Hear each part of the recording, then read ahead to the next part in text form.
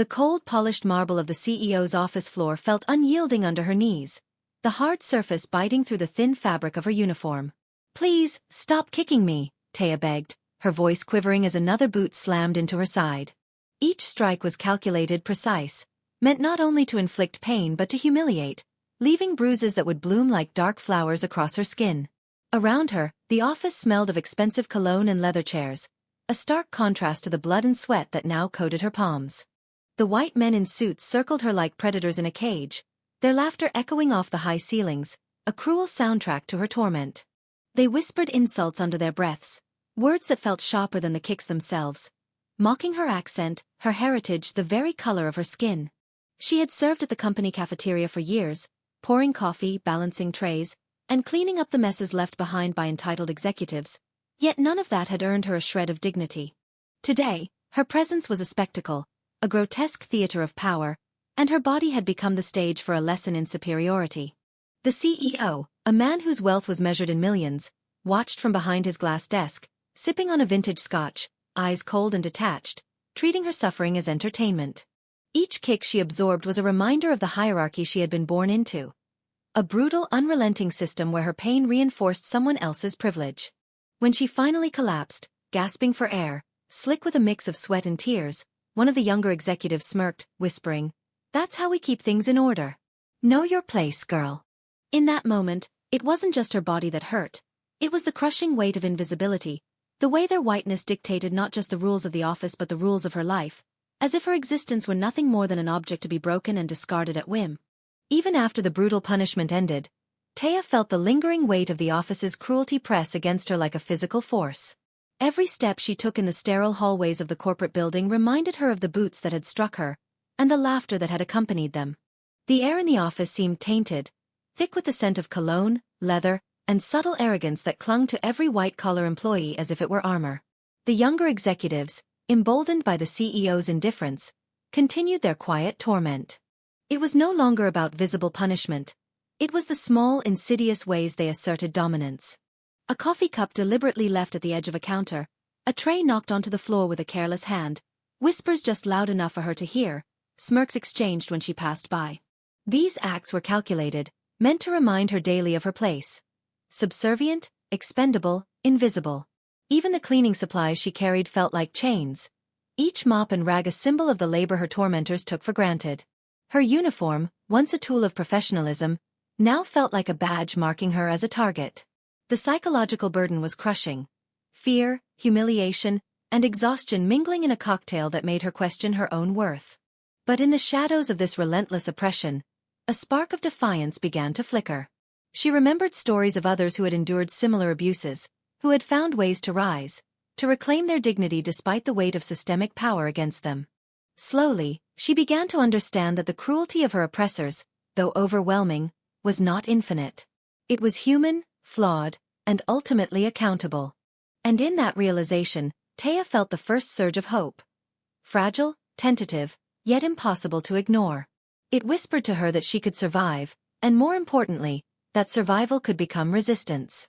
She began to watch and remember, noting faces, remembering tones of voice, recording every act of subtle cruelty. Each day, as she cleaned and served, she turned these observations into a mental map of power, a blueprint for justice that might one day topple those who believed themselves untouchable. The fear that had once paralyzed her began to coexist with a quiet determination, and even as her body ached and her spirit trembled, she realized that this silent resilience was the first step toward reclaiming the life her tormentors had tried to steal. It was a coincidence so precise it felt almost orchestrated by fate. The day the millionaire investor arrived was the same day Taya had reached her breaking point. She stood in the cafeteria with a cloth in hand, moving mechanically from table to table, her body aching under the weight of bruises she hadn't yet found the courage to acknowledge. Her face carried that fixed, polite expression she had learned to wear like armor, but her eyes were windows to exhaustion.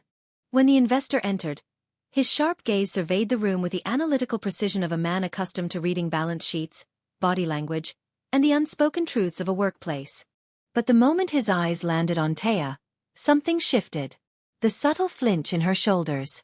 The way she avoided the gaze of passing executives. The fading bruise near her jaw she had tried to cover with makeup. These were not minor details. not to a man who understood power in all its shades. He approached her quietly, but with a grounded authority that made people instinctively turn toward him. "Miss," he said gently, "I'm visiting today. Can I ask, are you all right?" No one had asked her that in years. The words cracked something in her, something she had held together with trembling hands and clenched teeth. Tears threatened to spill, but she swallowed them.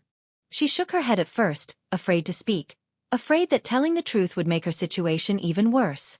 But the investor's expression didn't hold impatience or judgment. Only concern. And that concern, simple, human, real, gave her permission. Bit by bit, she revealed the truth. The torment, the kicks, the laughter, the humiliation, the fear. She described the CEO's boots, the executive's smirks, the way her life had been reduced to a spectacle of suffering behind the polished glass walls of the company. The investor listened in complete silence, not out of shock but out of a deep, controlled fury. He was a man accustomed to seeing corruption, but this was something else. A sickness running through the bones of an entire company. When Taya finished speaking, her hands shaking, he looked around the cafeteria as if seeing it for the first time.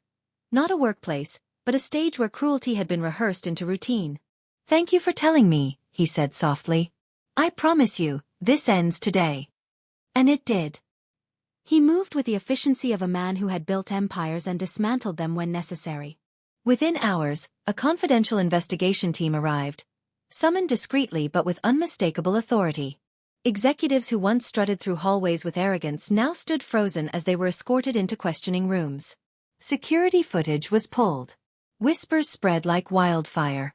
The CEO, who had treated Taya's pain as a private performance for his amusement, found himself confronted not by lawyers he controlled, but by auditors, investigators, and board members with power that rivaled his own. His confident facade cracked for the first time when the investor walked into his office. Not as a guest, but as a force of reckoning. "You're done," the millionaire said simply. "And you will answer for every moment of what you allowed here." The CEO tried to deny everything, but evidence, reports, testimonies, digital traces, rose around him like a tide he could no longer command. His downfall was swift, public, and humiliating. The same marble floors where he once paraded his authority now echoed with the sharp finality of his exit. Other employees who had participated or remained complicit faced consequences as well. Fear shifted direction. Accountability replaced arrogance. And for the first time, Taya watched the corporate world tremble before the truth she had once been too afraid to speak. In the days that followed, the investor didn't just ensure her safety. He ensured her dignity. Taya received medical care, legal support, and protection from retaliation. But more than that, she received something she had forgotten she deserved: respect. Her courage became a quiet legend in the building. Staff members who had once avoided eye contact now approached her with empathy. Those who had been too afraid to speak up felt their own bravery growing, rooted in hers. And as Taya walked through the halls once ruled by fear, she felt something shift inside her. Her steps were steadier. Her gaze met others. Her voice, once small and trembling, carried a new strength. She wasn't just surviving anymore. She was reclaiming space, reclaiming identity, reclaiming the parts of herself that cruelty had tried to erase. She had become proof that even in the darkest corners of power, justice could burst through like a sudden light. And though the scars inside and out would remain, they no longer defined her. Instead, they became the symbols of a battle she won by simply refusing to stay silent. For the first time in a long time, Taya breathed freely. And the building, once a cage, felt just a little more like a place where she could finally stand tall.